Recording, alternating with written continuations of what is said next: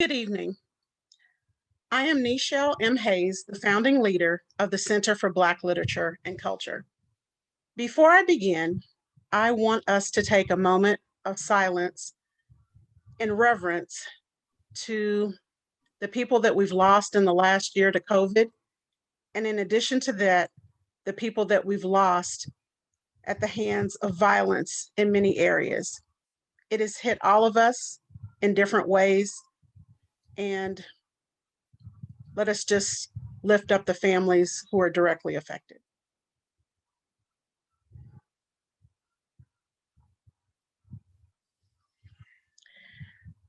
Many of you are aware of the verdict that came down with former officer Chauvin in Minnesota. My hope is this is the first step in a long journey of healing for that community and our nation as a whole. My hope and my prayer is that Black lives really matter to the entire country. Today, we are here to listen to Michael Kranish talk about his book, World's Fastest Man, The Extraordinary Life of Cyclist Major Taylor, America's First Black Sports Hero. But before we get to our author, we are going to begin with the Deputy Mayor, Judith Thomas, my dear friend and colleague, and I am proud to hand over the mic to her. Thank you so much. On behalf of the City of Indianapolis and the Office of Mayor Hogsett, I am honored to welcome you all to the long overdue discussion and celebration of an amazing pioneer, athlete, businessman, creator, and international celebrity, Major Taylor. I am passionate about the history of Black people all over the world and of course, Indianapolis. This past November, I read The World's Fastest Man, The Extraordinary Life of Cyclist Major Taylor, America's First Black Sports Hero by Michael Kranish. I loved this book. I learned about the impact Major Taylor had on the sport of cycling, but more important, his representation of this country and his race. He traveled all over the world and was a true ambassador in so many ways. Many people had never seen a Black person before, and he dispelled myths, prejudices, and led the way for so many to follow. In this book, Mr. Cranish emphasized the struggles, hate, and disappointments that Taylor experienced. It is an inspirational book and a story, but also a heartbreaking one. It is time for Indiana, and the country to acknowledge Major Taylor's impact and legacy. We must continue to tell the stories of our Black Hoosiers, the pioneers, the leaders that inspire the next generation on through to the next bicentennial. I am so excited to be a part of this. I appreciate the invitation and love that we are having these discussions. We need to celebrate Indianapolis in so many ways. I would like to now introduce Daniel Lee, Public Relations Content Manager for Sram LLC. Daniel? Thank you so much, Judith.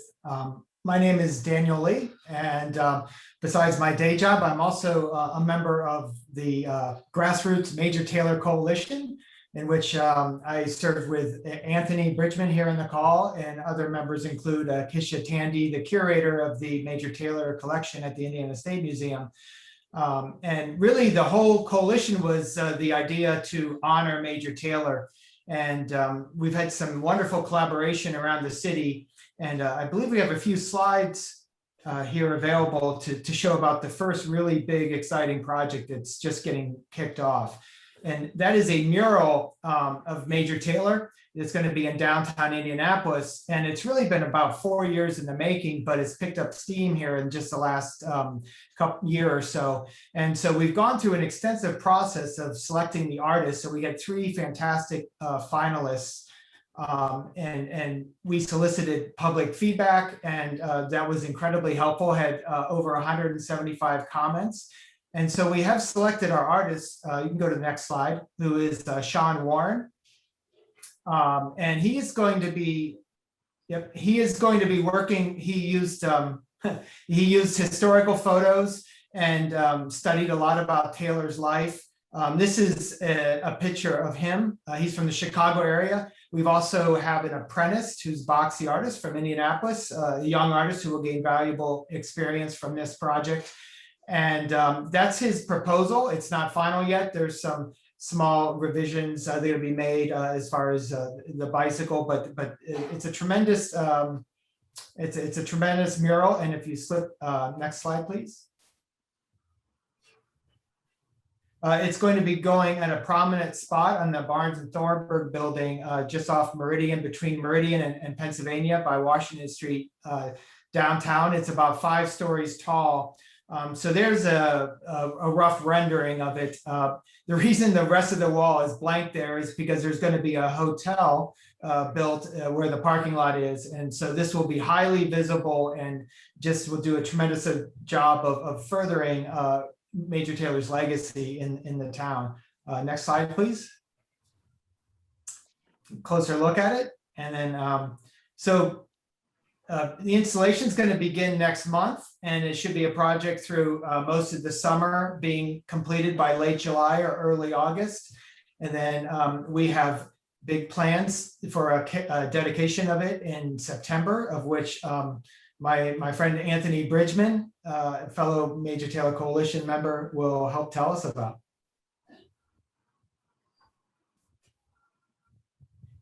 Thank you, Dan. Yeah, I'm Anthony Bridgman. I'm, as Dan mentioned, also a member of this Major Taylor Coalition.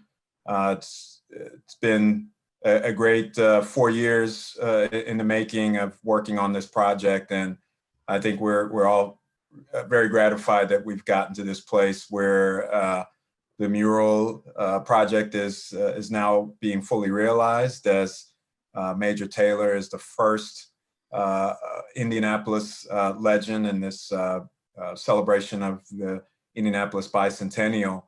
He's the first of these several legends that will be featured in murals throughout the city. And I think it's really touching, and as it's already been said, it's very due time that we honor, or hashtag honor, Major Taylor. I think is there a slide up?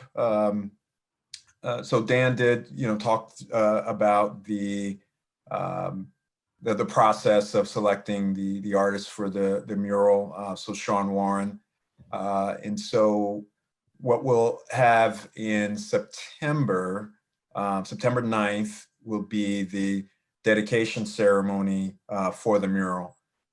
So it's not necessarily going to be a big reveal, as the mural will start the installation in mid to late May of this year. And it'll take about 8 weeks or so until the mural is completed. So sometime by early to mid-July. So the next phase of that, you'll be able to see the mural installation in real time. As it's being developed. We encourage people to do that, as Mr. Warren is and the apprentice is installing it. And we'll have kind of the culminating event September 9th of this year. And why September 9th? That's because we have an event. I'm also the co-chair of the organization Momentum Indy, formerly Indy Crit, which puts on 2 fantastic bike racing events here in Indianapolis. And that'll take place on September 10th and the 11th. So, we're looking to harness that energy of the bike racing with the dedication of the mural at that time. Next slide. So that's the dedication ceremony. It'll be taking place on September 9th. And then the Momentum Indy weekend, starting with the Mass Ave Crit, or bike racing event, and then the Indy Crit on September 11th. And also on September 11th, we'll have the 3rd annual Major Taylor Community Ride.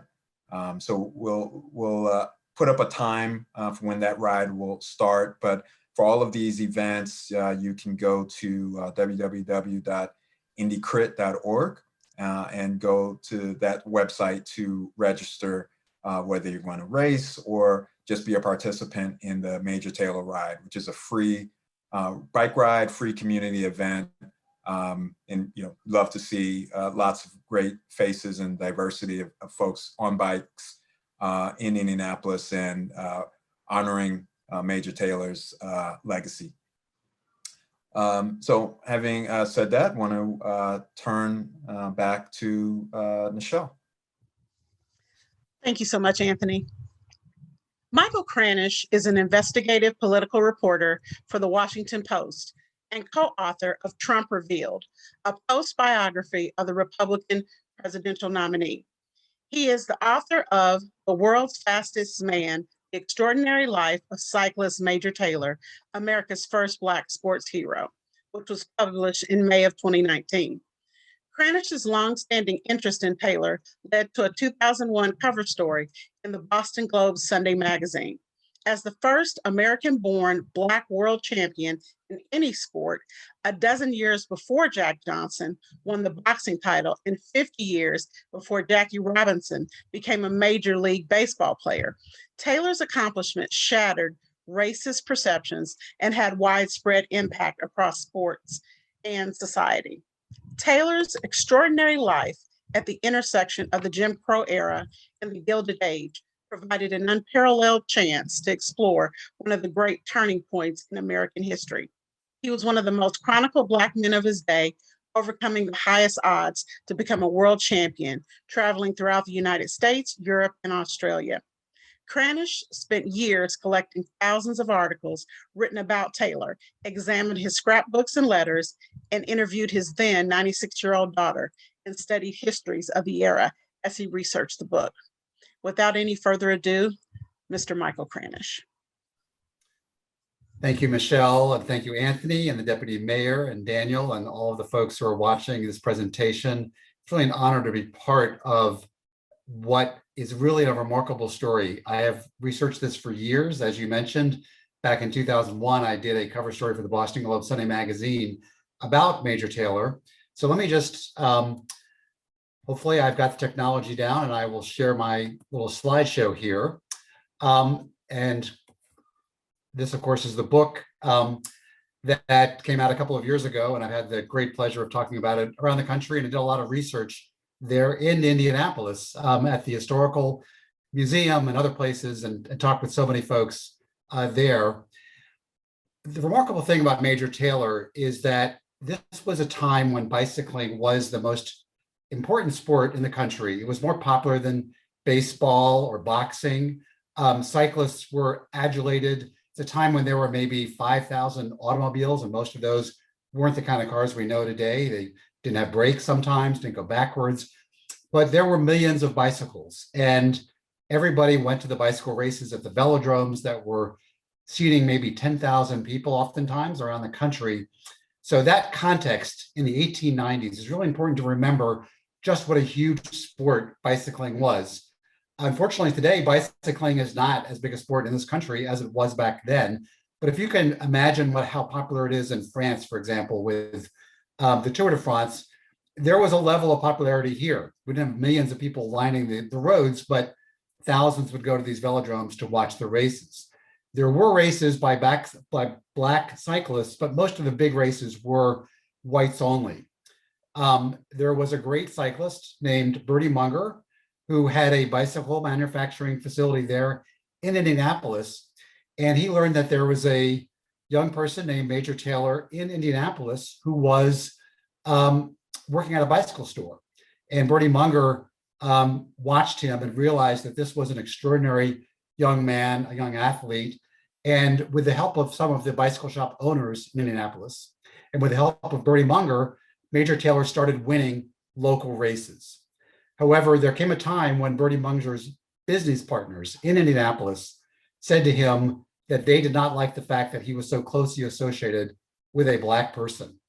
And they gave him a hard time over this and threatened to basically push him out of the company that he was running to build bicycles. At the same time, Major Taylor was learning that he was not welcome in certain segments of society. He had been taken in by a white family, the Southards, who had a young boy about Major Taylor's age, and they were playmates. And Taylor would stay there, then go back to his family, which lived in Indianapolis. And unfortunately for Major Taylor, when he was living with the Southards, he called himself the happiest boy in the world. He said he was like a millionaire's son. He was given a bicycle and everything seemed fine. But as he became better and better as a bicyclist, he wanted to train at the local YMCA. I just want to read you a short section from the book in which, in Taylor's own words, he describes, sadly, what happened in Indianapolis to him. And I read this because so much is important in Indianapolis, but it's also important to understand some of the painful history, to understand what he had to overcome to do what he did. So I just want to read you a little bit from the book based on what he said when he tried to go to the YMCA for training in Indianapolis. All right. He had proven to be the best athlete among his peers, but, quote, this is from Taylor's autobiography, there was only one thing I could not beat them at, and that was when we went down to the Young Men's Christians Association gymnasium. It was there that I was first introduced to that dreadful monster prejudice, which became my bitterest foe from that very same day, and one which I have never as yet been able to defeat. Owing to my color, I was not allowed to join the YMCA, and in consequence, was not permitted to go on the gymnasium floor with my companions. The parents of his white friends, quote, even with their powerful influence, were unable to do anything about it. I could only watch the other boys from the gallery go through their calisthenics, and how my poor little heart did ache to think that I was denied an opportunity to exercise in the same manner as they, and for really no reason that I was responsible for. This was the first time that he became familiar with what was known as the Jim Crow era. Bertie Munger decided that Taylor had such promise that he was willing to break from his own company, from his own partners, and leave Indianapolis. So he took Major Taylor with him, and he said one day he would return with Taylor to Indianapolis when he was the greatest cyclist in the world. And incredibly, that's exactly what happened. Bertie Munger took Major Taylor to Worcester, Massachusetts, and trained him. Bertie Munger built a new factory for bicycling there in Worcester, and eventually he took him to New York City to Madison Square Garden. Now, just for perspective, advance the slideshow here. Hopefully I can get that to work. Whoa. All right, this is Major Taylor when he's about 15 years old. He's about 5'7". His maximum weight usually was around 143, his maximum racing weight, I should say. He got heavier than that later in his life. But you can see he's sort of a scrawny kid at 15 years old. He's cycling, but he's really no one's idea of a strong sprinter cyclist. Such people are usually taller, much more muscular, and so forth. And Taylor, to compete, decided that he had to become the fittest person possible. He would adopt great nutrition. Let me go forward here. This is a slide of Bertie Munger, the person I mentioned to you a minute ago, who had himself been a bicycle champion, of course, had trained Taylor. And this person here is Arthur Zimmerman. He wrote a book called Points on Training. He also had been one of the world's fastest men. And he also got to meet Taylor in Indianapolis, in fact. And his book, Points on Training, really is a primer on how to train and how to eat. And Major Taylor really devoured the advice, so to speak, of Arthur Zimmerman, followed it religiously. At a time when a lot of people really knew nothing about diet and nutrition, Zimmerman had taught Taylor the way to eat, the way to have protein, not have so much basically starch, carbohydrate, but to really focus on protein and training religiously. So it was a very important figure in Major Taylor's life. In fact, Taylor said at one point that he hoped to become the Black Zimmerman. So I'm just trying to advance the slideshow here. So in 1896, Major Taylor was brought by Bertie Munger to Madison Square Garden, not today's garden, of course, but an earlier iteration of that grand sporting arena in New York City. And there was an event there called the 6-day race. This was an inhuman race. Basically, you were supposed to race for 6 straight days, taking whatever breaks you felt you needed. And it was so dangerous that people constantly tried to ban these type of races. Before the race, there was a series of sprints. And the greatest sprinter in the world was this man in this slide, Eddie Bald, and his nickname was cannonball because he could shoot from the starting position like a cannonball. And he was one of the best known athletes of the day. Before the word superstar was invented, Eddie Bald was that. If you followed sports at all, you knew the name Eddie Bald. Now, Major Taylor, meanwhile, he'd been already, well, this comes a little bit after. Let me just stop right there. In Madison Square Garden, Major Taylor faced Eddie Cannonball Bald in a sprint before the 6-day race. And this was really the first time that a Black racer had been able to go against a team of a group of white sprinters like this. And there are more than 10,000 people in Madison Square Garden. If you can imagine the garden, it's very poorly ventilated. There's tons of grime. There's lots of smoke from tobacco and so forth. In fact, Major Taylor said later that there was so much smoke and grime that got over the bodies of all the racers that he could have looked over at the white racers and mistaken them for one of his brothers, that there was so much dirt on their bodies. So when the time came for Major Taylor to face Eddie Bald and other sprinters in the race, he lined up. He was trained by a Brooklyn cycling team. And the crowd had been told before that there was a Black racer, Major Taylor. So there'd been a lot of interest in this. The promoters eventually had decided to promote this as a race of Black versus white. Now, for perspective, this is 6 months after the Supreme Court ruling of Plessy versus Ferguson, which had basically said by the Supreme Court, separate but equal accommodations were okay. It had to do with a New Orleans train in which a Black person had wanted to ride in the same car as whites. And the Supreme Court said that it would be legal for that person to be able to ride in a separate car, separate but equal. What that ruling basically did was to institutionalize racism. So this is 6 months after Plessy versus Ferguson. So it's really important to have that context. Major Taylor is now representing his race. He is lined up against whites. And there were a lot of people who were racist who were saying that Blacks couldn't compete against white. They didn't have the athletic ability or the intellect and so forth. And Major Taylor knew all this. Bernie Monger knew all this. He believed that Major Taylor could disprove these racist theories. So when it came time to sprint, you can just imagine the pressure on Major Taylor that he put on himself. And during this sprint, in fact, Major Taylor took off. He went around and around. And at one point he thought he won. He put his hands up in the air, and the team, he had not done this kind of race before. And his trainers said, you got one more race to go. And they put his head down, and incredibly, he beat Eddie Bald and all of the other sprinters to win that race. So that was an extraordinary moment. All of a sudden, people realized that this young person, Major Taylor, was an extraordinary cyclist. When the 6-day race was held, in fact, Eddie Bald did not compete in the 6-day race because he was a sprinter, just like Major Taylor. Major Taylor wasn't given the option. He had to do the 6-day race. And so he did incredibly compete in this 6-day race at a very young age and came in 7th or 8th, which was a remarkable showing against the best cyclists in the world. You can only imagine how difficult this race was. There were times during the race that he fell asleep on his bicycle, he crashed into the fencing and so forth. Major Taylor, as this next slide shows, became part of one of the first integrated sports teams in the country. This was the Boston cycling team. There are a couple of the white individuals there are the Butler brothers, who he would later face as competitors. Major Taylor, as he became more successful, would be subjected to racist caricatures. And this was a very typical racist caricature that was published during Major Taylor's time of him. This is a picture that shows him a little further on. I showed you the photo earlier when he was a pretty scrawny kid. Through the training that he had done, the nutrition and so forth, you can see him becoming a much more fit athlete. It's only a few years after that photo I showed you.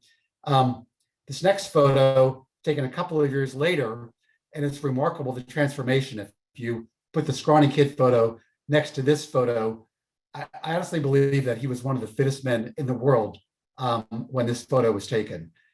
Few people were training like him, and few people had transformed themselves. So for him to compete against much bigger men in his racing, he really had to be, he said he couldn't be an ounce over or under his perfect weight. That's how careful he was with his nutrition and fitness. In fact, in the end of the book, I was so impressed with this that I put an appendix with his sort of training rules and how he did what he did.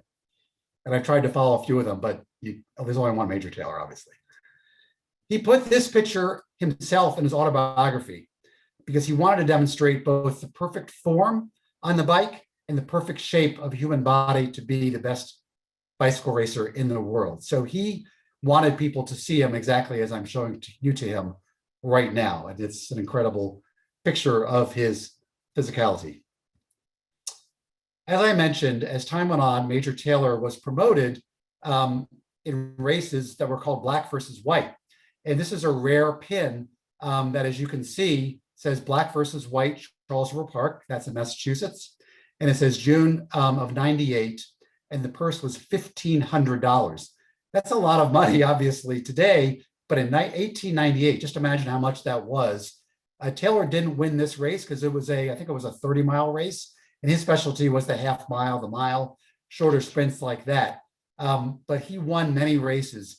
And for a time, he was one of the best paid athletes in the world. He earned more than baseball stars, boxing stars, and so forth of the day. Now, as I mentioned, here he is promoted as black versus white, but there were many white riders who would do anything to stop him from racing. There were instances where he was choked, where he was pushed off his bike, where his life was threatened on numerous occasions. He was always in danger. He was banned from a lot of races. Whenever he raced, there was always the worry that he would be killed. He was costing the white riders a lot of money. And it was only because promoters liked the idea of promoting black versus white that he was able to do what he did, because he was a great draw. In fact, he probably was the greatest draw in cycling during this time period. This is in 1898. And in 1899, Major Taylor went to Chicago. And at that time, the type of bicycle racing being done was following what we today would call motorcycles, but at the time was called a motocycle. And you would go behind a motorcycle that was going at about 40 miles per hour, go in the slipstream and see if you could go as fast as that motorcycle. And incredibly, Major Taylor in 1899 did exactly that in Chicago and became the world's fastest man at that time. And that enabled him to compete for the world championship. And that was being held in Montreal in 1899. So in that race, some of the greatest riders from around the world were invited, and Major Taylor was invited. Unlike in the United States, where he'd faced such incredible racism, where when he got up to race, instead of the national anthem, they would play Dixie, the anthem of the Confederacy.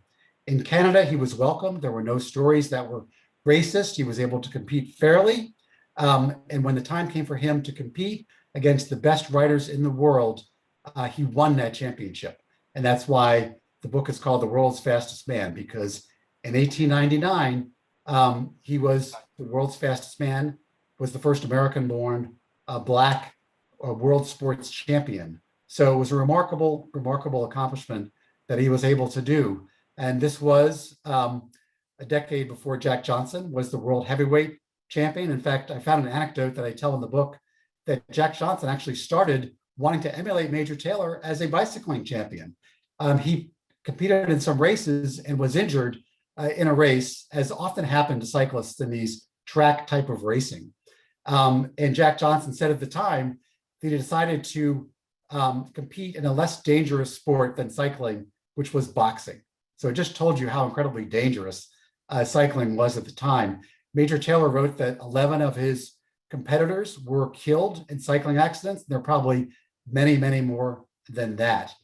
I'll just go on to a couple of more slides. This is a picture of Major Taylor with his wife, Daisy, and his daughter, Sydney, who was very young when she saw him compete a few years later in Paris against the best cyclist in Paris. And I tell that story in great detail in the book.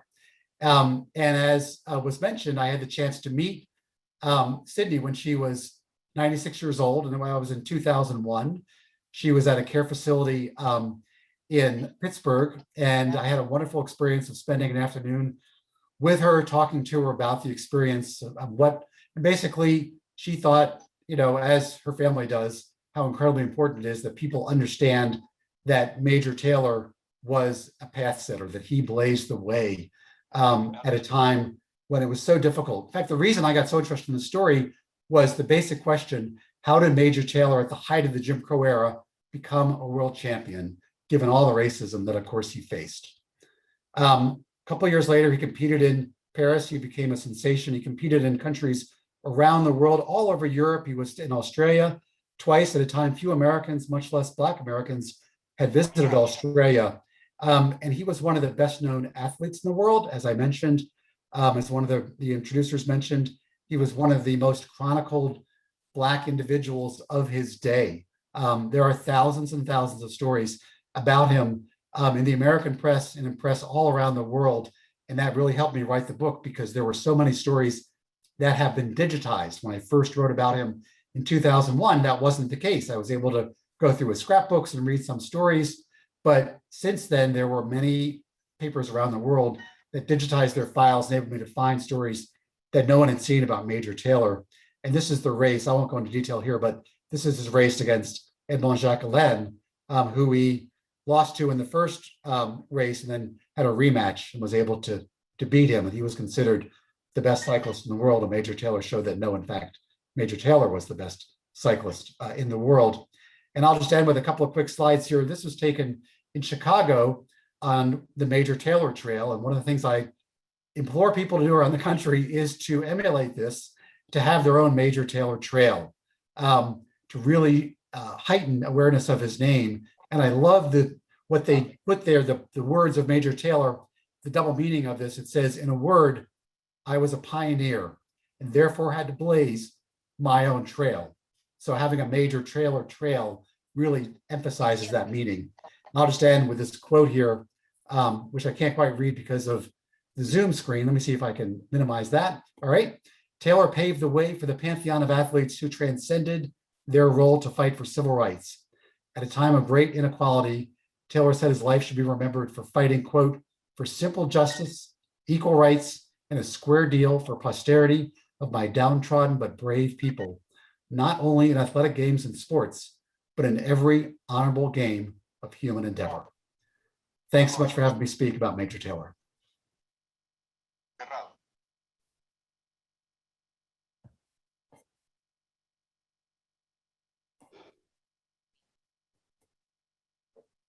Hey, thanks so much, Michael. That was really was fantastic. I think every time I hear you, there's another. I mean, even though I read the book, there's still another tidbit of information or something that you know I didn't recall, or just a little a nugget that I may have missed. So yeah, I think that's another. I know I've probably heard you speak 3 times now, but yeah, that was really fantastic summation, and I guess especially thinking that 6 months after Plessy versus Ferguson, he was competing in races, and just thinking about how that law or that ruling by the Supreme Court really codified the Jim Crow era that Taylor had to live through. I think we're going to be joined by Vop Osley, who is the city council president, and he's been a really fantastic advocate for Major Taylor, for cycling, recreation, in health and wellness in our community. And I want to welcome Vop to join the call. Vop. Hey, thank you, Anthony. Appreciate the opportunity to be here. Can you hear me okay? All right. Yeah, we can hear you. Okay, great. Mr. Cranish, I'm going to tell you just how grateful I am. You've amplified, the voice and the mission and the power of Major Taylor. This is phenomenal. So thank you. Thank you. Yeah. So, Anthony, how would you like to proceed forward? Yeah, I was looking to see if we have any questions from the chat, and I'm not. I just see a couple here. I think.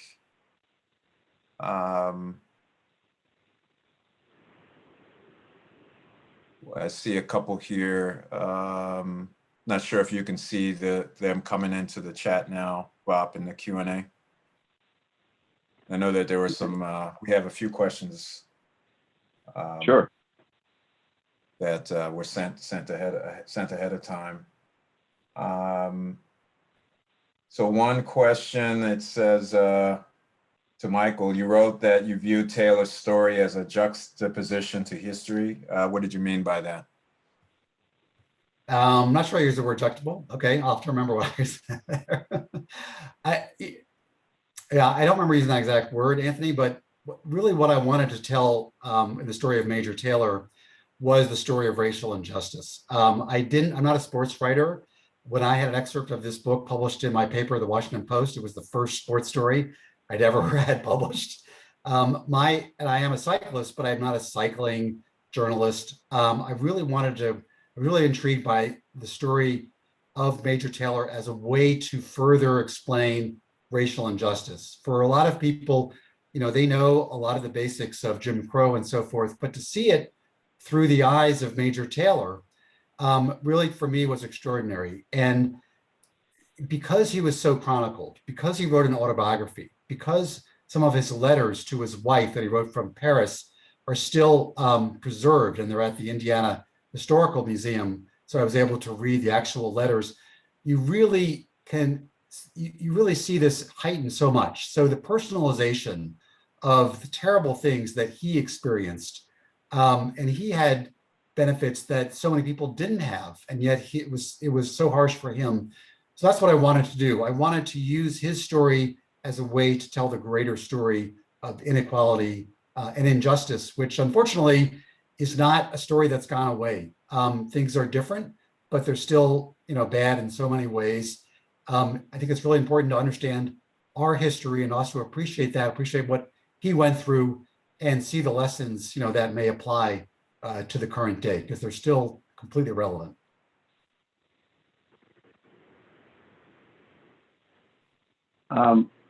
Anthony, do you mind if I ask a few of the questions that have come in on the chat? Sure. All right. Michael, again, it's just a real honor to talk to you. We have an interesting question here. Did athletes such as Jackie Robinson ever indicate an influence from Major Taylor? I didn't see a reference from Jackie Robinson about Major Taylor. I certainly think he would have known. However, there is in the book an anecdote about Branch Rickey, who's the person who brought Jackie Robinson to the Dodgers, to the Brooklyn Dodgers. And that anecdote is of decades before then, for some reason. Okay. That anecdote tells the story of how Branch Rickey was the manager of another sports team decades before the Brooklyn Dodgers. And there was a black player on that team who faced such racism that he wanted to erase his color. And so the way I tell that anecdote is that this made an impact on Branch Rickey and may have played a role in him bringing Jackie Robinson aboard. And earlier in this talk, I gave the example of how Jack Johnson, the world heavyweight boxing champion, in fact, knew a lot about Major Taylor, wanted to emulate him, in fact, and became instead a boxing champion. So he definitely influenced Black athletes, no question about it. Are there any surviving members of the family of Major Taylor? Oh yeah, the family, I've dealt with them quite a bit. When I wrote the story in 2001, I met with one of the great grandchildren. They have come to Indianapolis, I believe, for some events. The daughter, who I mentioned, Sydney, of Major Taylor, she's the one who gave all of the papers of Major Taylor to the Indiana Museum. So you have thanks to the Taylor family, in fact, for that incredible resource. Remember, the public can go into the museum, ask permission, and can look at the original letters, the scrapbooks of Major Taylor. He had these wonderful little diary books where he noted his expenses. He was very meticulous. So anyone who's interested in Major Taylor, and if they're in Indianapolis, it's a great place to go. I've been there twice when I did the magazine story, and then when I came back to do research for the book. Unfortunately, the house where Major Taylor lived, the bike shops, you can't go into them today, but you can look at the addresses and you can basically, I don't think this exists, but maybe it can, in association with a mural, you could do as I do. Keisha Tandy, I don't know if she's on this Zoom, took me around Indianapolis to the places that we circled on a map to where Taylor lived and where the bike stores were and where the Munger factory was, probably just around the corner from where your offices are. In fact, I wouldn't be surprised because they're all around that same downtown area by the War Memorial Monument and so forth. They're all pretty close together, and you can do a walk or a short bike ride. And maybe that's another way to do a Major Taylor trail, since uniquely Indianapolis, you have so many historic sites of Major Taylor. Fantastic. You mentioned his daughter, Sydney Taylor Brown. What was it like to meet her? I think she was like 96. Is that right? It was 96. Yeah. She was completely there with her faculties. I think she lived another maybe 10 years after that. She's just a wonderful, strong, forthright woman. And, I just, having researched the story at that point, I learned that she was living in Pittsburgh, and anybody doing a book, a history, the first thing you do is to go to the oldest person living who knows about that. So I made a beeline for Pittsburgh to go meet with her, as you can imagine. I'm thinking now, this is a long time ago, but that her great-granddaughter helped set it up. But I just felt incredibly grateful to have spent the time with her. She was there as a very young girl in Paris, saw her father compete. The reason she's named Sydney, Sydney, is because she was born in Sydney, Australia, where her father had competed. So she really embodied the story in so many ways. And of course, had carried that history with her and then gave it to the Indiana Museum. So I think she would be thrilled that we are talking about her father today with the Indianapolis Library and other folks in Indianapolis. I'm sure she'd be delighted. Wow. I would imagine that the book would not have been the same without her, right? Well, it's just the inspiration, and her family was extremely helpful. I sent manuscripts of the book to her family members because I really wanted, to the great-grandchildren, for example, and met with them. I really wanted them to make sure that if there's anything that I was misunderstanding. I'm a white writer writing about a Black athlete, about their, patriarch. I wanted to make sure that I wasn't misunderstanding or misstating anything. So I'm always aware of that. I had a lot of people graciously read the manuscript, look for anything historical, that I wanted to consider. And I told people, don't go easy on me. Just, anything you can do that might improve the book, by all means, let me know. And they did. And I think the book is the better for it. It's pretty powerful. Here's something. Here's a question from the chat.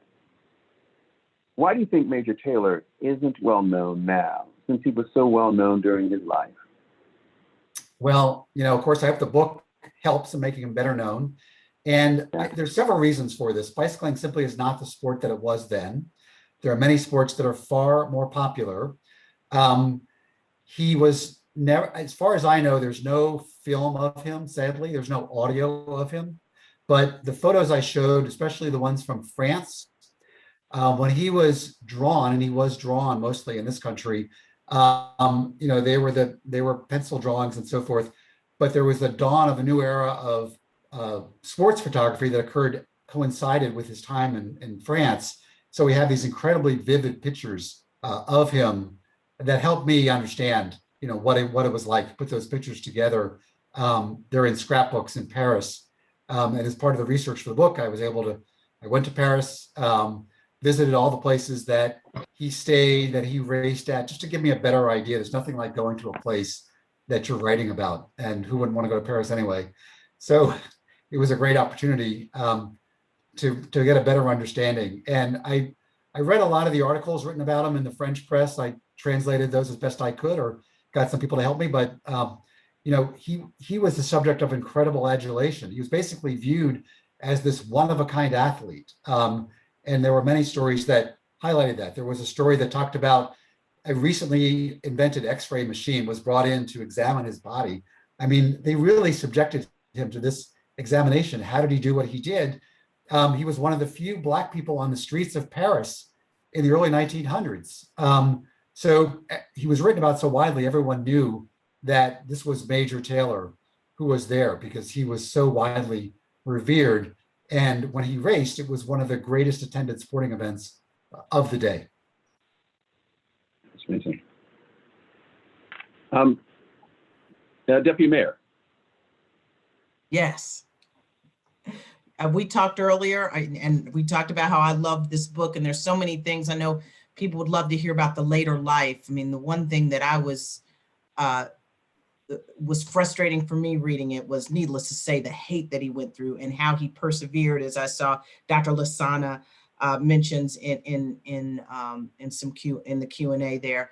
But the fact that he had patents that he was trying to get accomplished and official, and the fact that he wrote an autobiography and he was out there hustling on his own to try to get someone to publish it. Am I correct? Did he self-publish that autobiography? He did self-publish the autobiography and called it the fastest bicycle racer in the world. So my title is sort of a play on that, to a degree. You're right. After he finished his cycling career, which was about maybe 1909 or so, at the very end, he tried to come back, and that was not successful, as athletes sometimes try. And his last race was actually in Salt Lake City. And he came back on the train to Worcester, and he decided that he had learned so much about transportation, about bicycling, and the auto was, of course, coming on, and he started an automobile tire company. And he basically got patents for what we might today call a steel-belted radial tire. It was sort of the precursor to that. And he had partners. He invested, I think at one point, $15,000. He had a lot of money based on his winnings, and he basically decided he wanted to become, a corporate titan, like a lot of the other cycling champions were doing. He looked around and he saw some of the white champions. They were becoming big auto dealers, and it was natural that they would do that they would go into the auto business.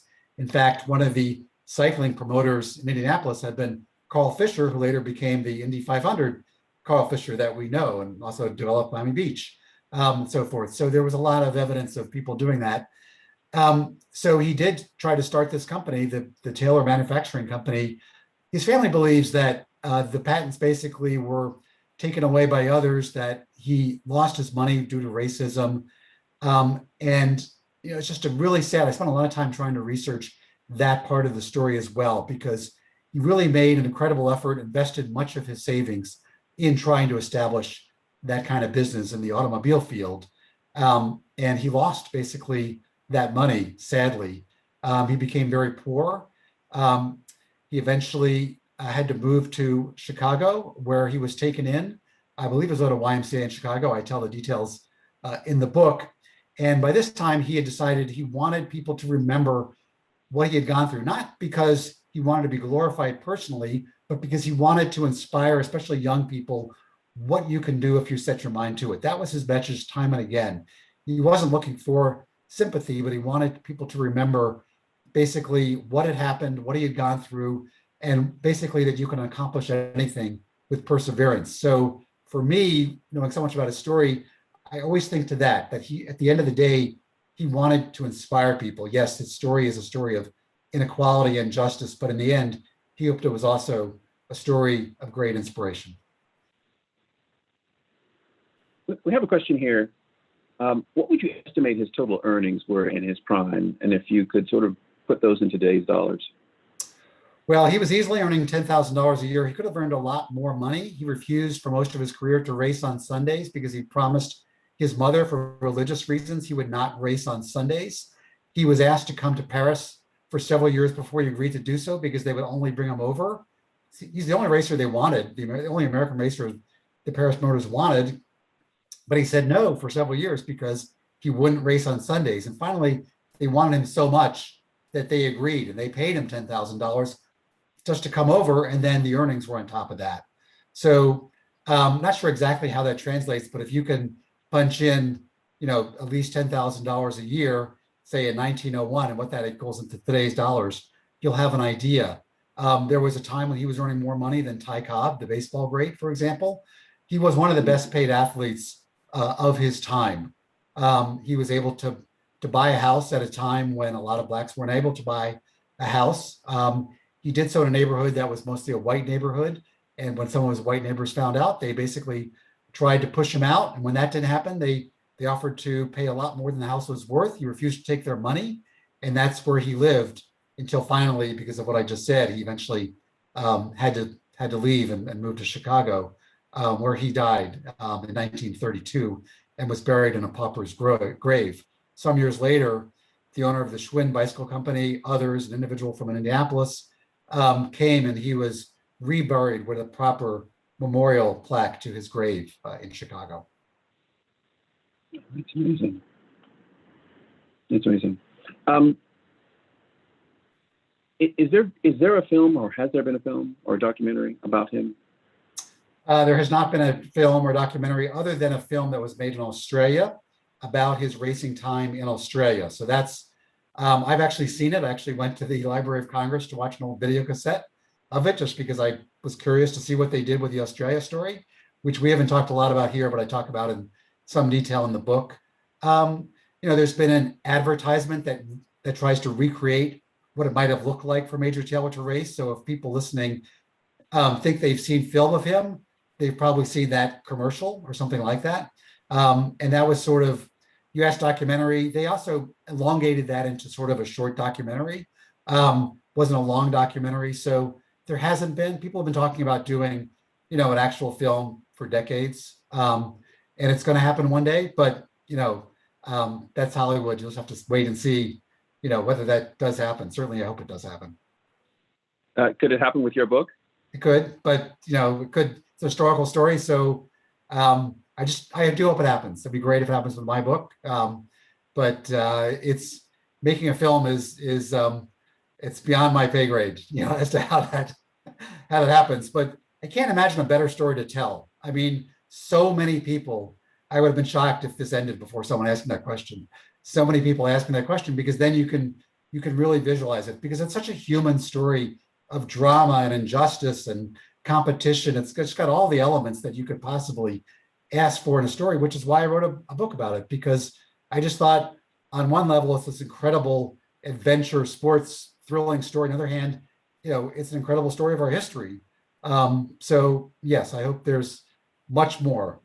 There's a lot of clubs around the country, like there is Indianapolis. Seems like every few months I hear about a new Major Taylor cycling club.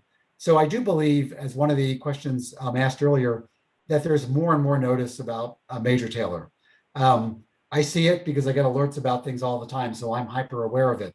But, and I'm sure Anthony might be able to address this as well, but there is growing awareness, and what you're doing there in Indianapolis with the mural and other things going on in other cities, that really does make a difference. Everything like that, really helps. Did he ever come back to Indianapolis and have any involvement? I'm glad you asked me that. I meant to mention, in fact, I mentioned earlier that Bertie Munger vowed that Major Taylor one day would return to Indianapolis as the greatest cyclist in the world, and that's what he did. He did come back. He competed at a track that's at the fairgrounds. It doesn't exist anymore, but actually rented a bike in Indianapolis when I was doing research there, rode up one of the trails you have there to where he raced. And I think it's now a parking lot, but it's by the state fairgrounds. If I recall correctly, this is a couple of years ago.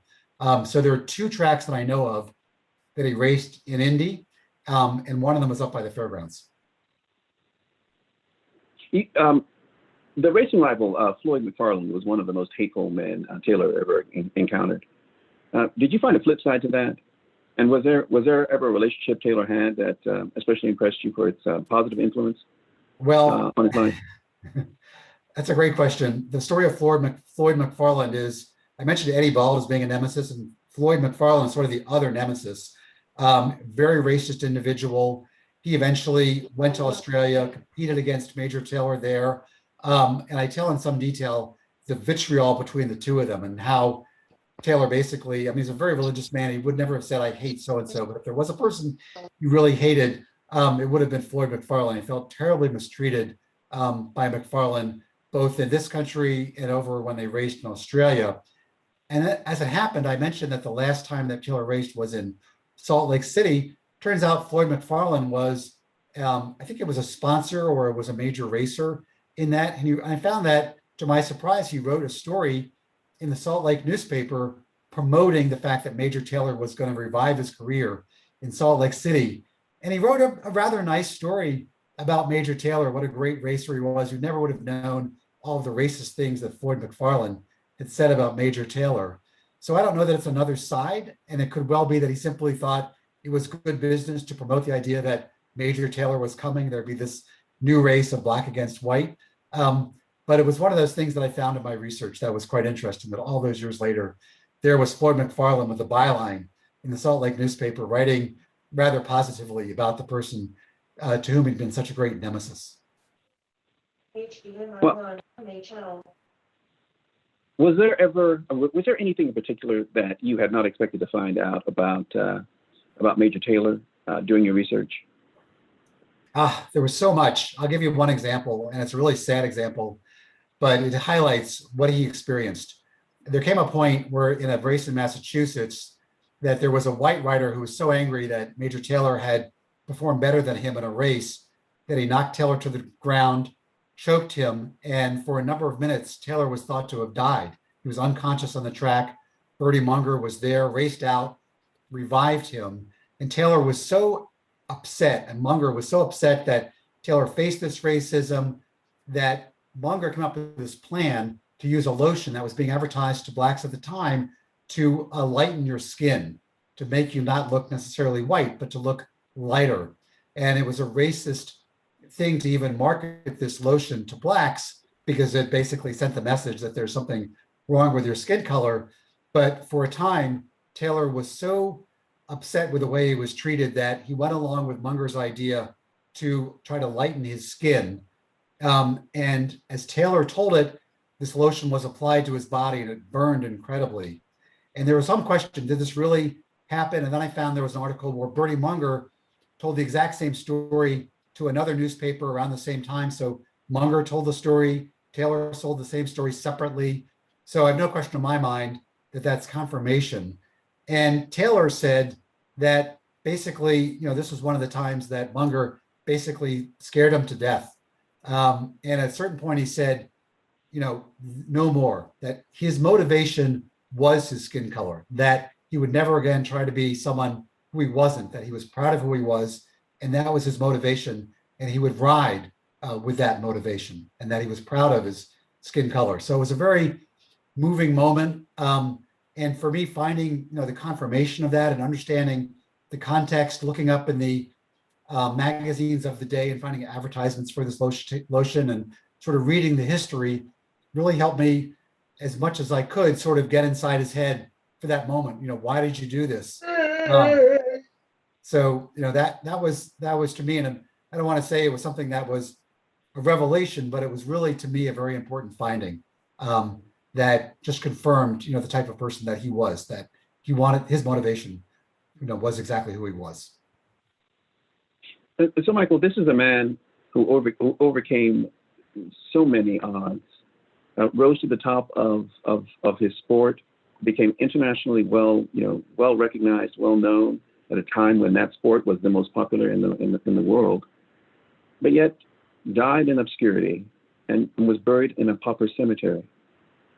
What are the lessons that you took away from that that might even be applicable today? Well, I mean, I hope the book makes people angry and inspired. So we just can't know enough about our history.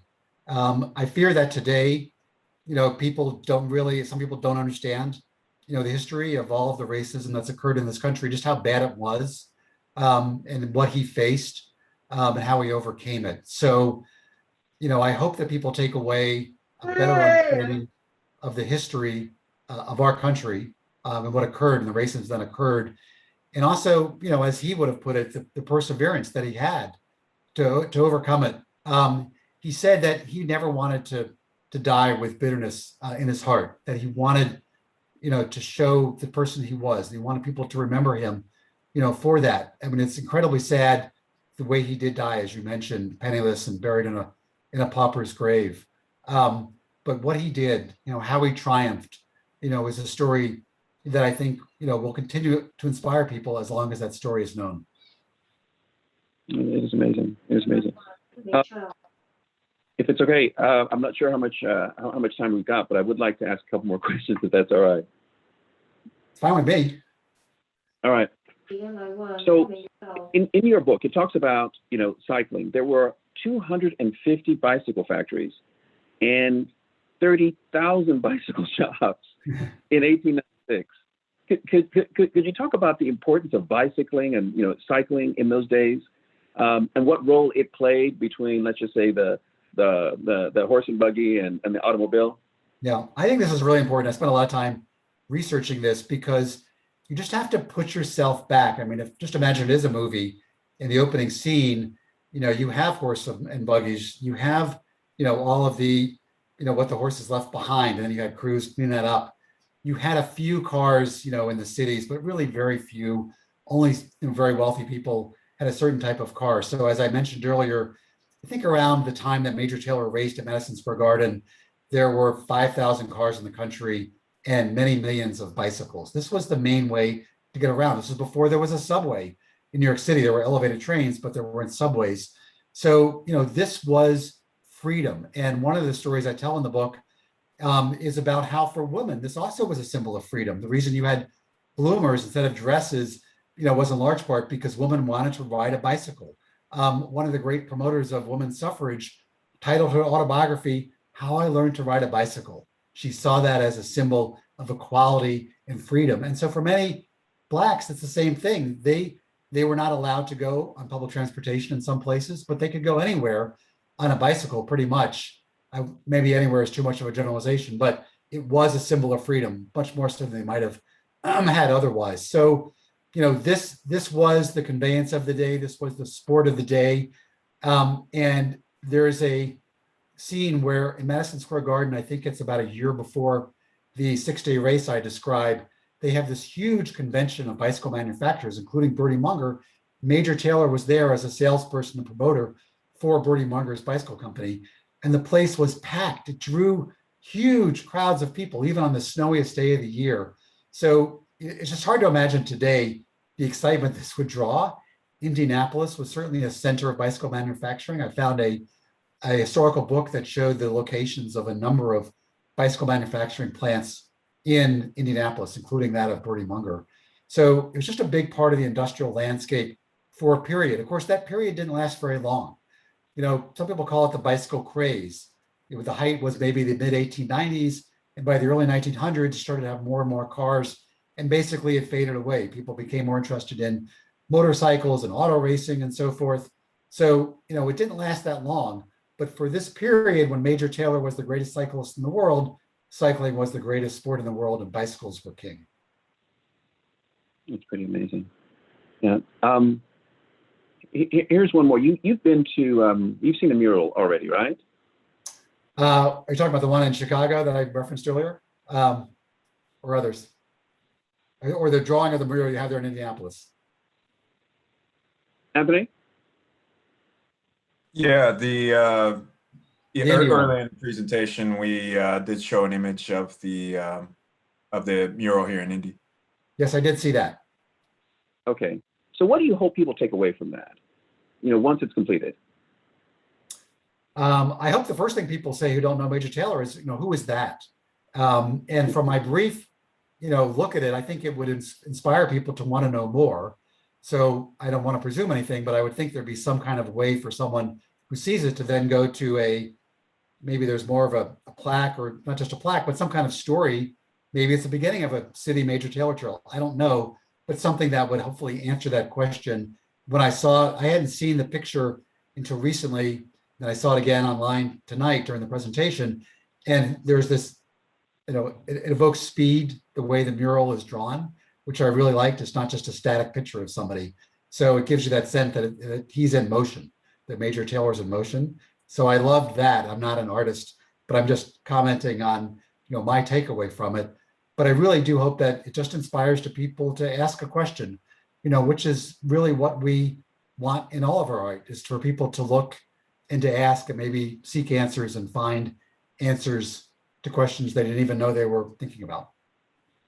That's powerful. And can I add to, Counselor, there is a marker, an Indiana historical marker at 38th Street and Monon about Major Taylor. So that's another place that people can go and see that, take photos, what have you. But that is placed there.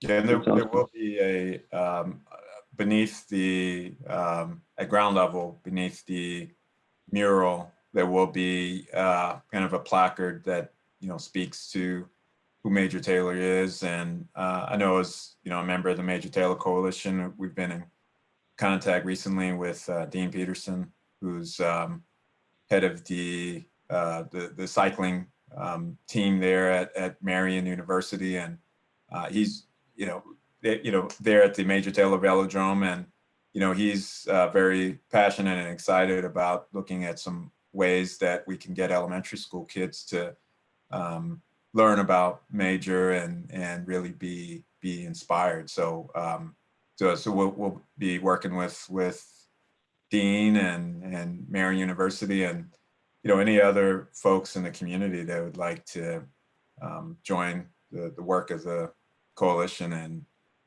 getting that inspiration out to young kids of all backgrounds about who Major is and his legacy and accomplishments. Fantastic. Yeah, Michelle, this is all within your bailiwick. Love to hear from you if you don't mind. Sure. Thank you so much, Vop.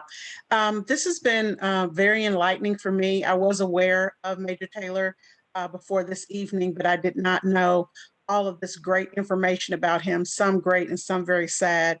I think it does lend a lot of parallels to what we're going through right now and the challenges. It also reminds me of Zora Neale Hurston, who died in obscurity, in poverty, in an unmarked grave, and someone later had to come and give her a proper burial. So I think it's important for us to wrap our arms around the heroes and sheroes that we have right now, because I'm quite sure there's some people living right now who are struggling and need our support, but they're doing great things. So I think we can, like Sankofa says, look to the past to learn. And so we're hoping that we can spotlight Major Taylor's story later with the Center for Black Literature and Culture Phase 2, which will be a kiosk as well as a web platform. And what I would encourage everyone to do is to pick up the book. I know that's pretty simple and basic because I'm an information professional, but there's just so much more for us to learn, even though the author, Michael Kranish, gave us a wonderful overview. There was just so much more rich history. So I would encourage you all to pick up the book and perhaps buy it for a young person. Talk to teachers in your community. We have the power to make a difference and to make sure he's not an unknown quantity. That's beautiful. All right. Now, Mr. Bridgman, I'm going to turn this over to you.